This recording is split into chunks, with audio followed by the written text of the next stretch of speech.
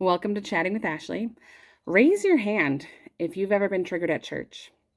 Now, I realize we're not in a situation where you'll be able to see that other people are raising their hands, so let me assure you, this is something that we all experience. Being triggered at church is totally normal. It is not the result of doing something wrong. It is not wrong to feel that trigger. It's not shameful. It doesn't mean that you aren't doing good work in your trauma recovery. It just means that sometimes there are triggers. I want you to know that this is completely normal. So today I was taking a training from the American Red Cross on being a disaster mental health responder in times of crisis and trauma. And they had a slide about the impacts that crisis and trauma have on people. One of their impacts was a spiritual impact. It says, although faith is a comfort and a source of strength for many, others may question their faith or feel angry at spiritual leaders or their deity. This response, this experience is so normal that the American Red Cross is training me on it. You are not crazy, and it is not wrong to experience triggers in worship service, in a Sunday school, in a gathering where you're expecting spiritual upliftment and enlightenment and edification, and due to whatever reason, end up feeling angry, scared, hurt, unseen, any of those trigger responses.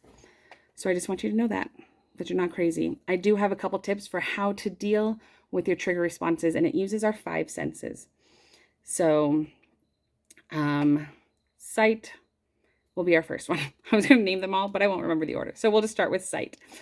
Now, when I first started working in recovery, the thing that I did was prepare myself a first aid kit that was used for emergency spiritual situations.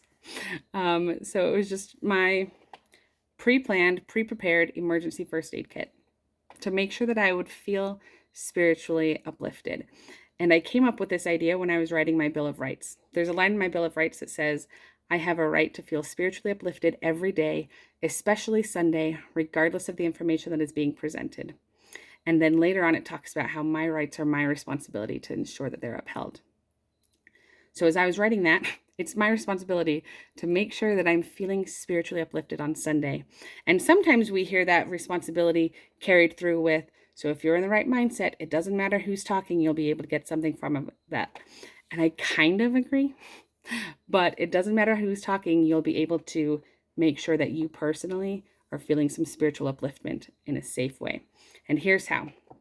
So with the sight, I have on my phone a little file of pre-selected images that I know bring me comfort and peace, pre-selected affirmations and cute little memes that I know will bring me comfort and peace, pre-selected talks by church leaders, quotes from people that I admire, ready to go, so that when something's happening in my worship service or in a church class setting, and I'm feeling triggered, I can go, oop, I need to disconnect from that and pay attention to this thing that I'm looking at.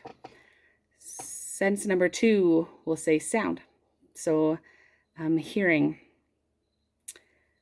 You might be able to pop in an AirPod and listen to something that's spiritually uplifting for you. For me, just because of how my mind works, I could include song lyrics in my things that I just open up and have the music play in my mind. So that worked for me for hearing. Sight, sound, taste. This is why you carry candy at church. Not to cure the munchies of your children, but to give you something to just taste so that you can engage your mind in paying attention to that sense and those sensations and what's going on. Touch.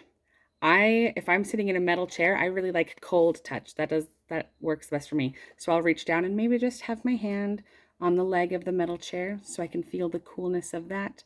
Maybe you can brush the wall, cinder block, or it has that little fuzzy carpet thingy. Maybe you keep something in your bag right next to your snacks that's a fuzzy pen or a little piece of Velcro that you can just rub, give your brain something to pay attention to in touch.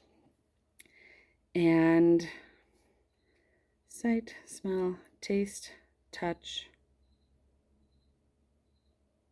Oh, I didn't do smell. I did hearing. Okay, smell. I like the mini hand sanitizers personally. I just keep one available to me and I always make sure that it has a good scent. But a hand lotion or taking a walk and smelling the outdoors. And in fact, if those 5 senses, you're still finding yourself in the spiral, still finding yourself in the trigger, some